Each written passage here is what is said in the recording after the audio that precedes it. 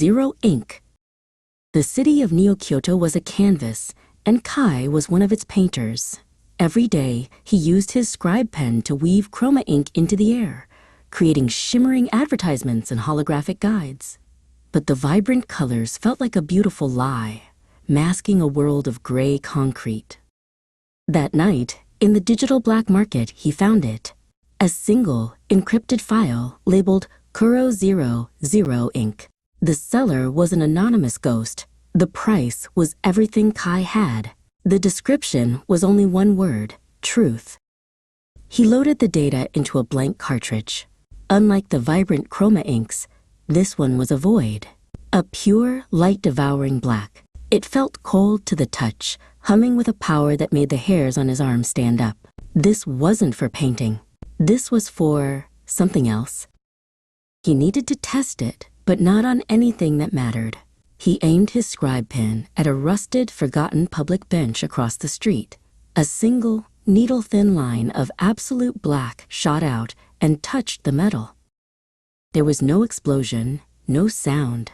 The bench simply ceased to be. It didn't vanish. It was unwritten from reality.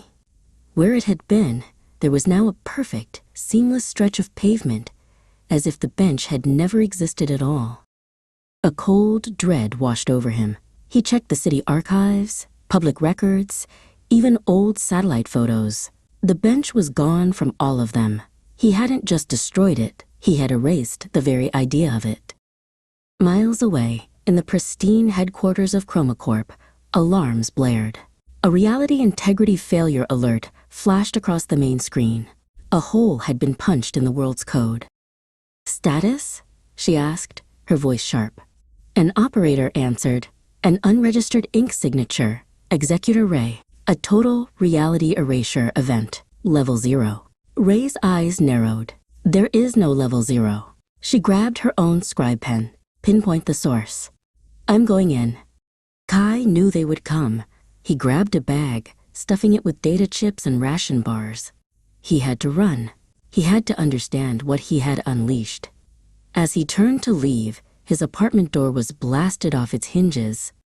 Ray stood in the ruined doorway, bathed in smoke and light. Her scribe pen was already glowing, a brilliant white. "By the authority of ChromaCorp," she said, her voice devoid of emotion, "you are under arrest for reality tampering." "I don't know what this is," Kai yelled, scrambling back. "You have to listen to me." Ray didn't respond. With a flick of her wrist, she drew a chain of hard light in the air, which shot towards Kai like a whip. On instinct, Kai raised his own pen. He didn't draw a shield or a weapon. He just drew a single black line in the air between them. Ray's light chain struck the black line and vanished. Not shattered, not deflected. It simply ceased to exist the moment it made contact. Ray's eyes widened in shock. Nothing had ever stopped her chroma ink before. Kai seized the moment. He swiped the 0 ink pen wildly, creating a chaotic slash of nothingness that erased a chunk of the wall and floor. He scrambled through the opening, a desperate escape into the neon-drenched night. He ran for hours, hiding in the city's underbelly. He finally found refuge in an abandoned subway tunnel. Leaning against the cold wall, he looked at his hand. It flickered. For a terrifying second, it became transparent, the lines of his own existence wavering. The ink wasn't just a tool. It was a contagion. It was erasing the world, and now it was starting to erase him. He looked at the scribe pen in his trembling hand. This power didn't bring truth. It brought oblivion. A calm voice echoed from the tunnel entrance, impressive and terrifying. Ray stood there, not with her pen drawn, but with her arms crossed. Her cold demeanor was gone, replaced by a look of cautious curiosity. "You saw what it does," Kai said, his voice hoarse. "It's not a weapon. It's an ending." Ray took a step closer. "ChromaCorp has no record of a level 0 ink.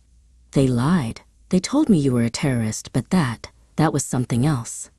"What is it?" Kai looked from the pen to her searching eyes. He was a cornered rat, She was the hunter, but for the first time he saw a crack in her corporate armor. A flicker of doubt. Maybe he wasn't alone in this. He held out the scribe pen, the zero ink humming silently between them. I don't know, he admitted, his hand still glitching. But I think it's the key to why this perfect, colorful world of ours is built on a lie. And I think it's going to erase us all unless we find out why.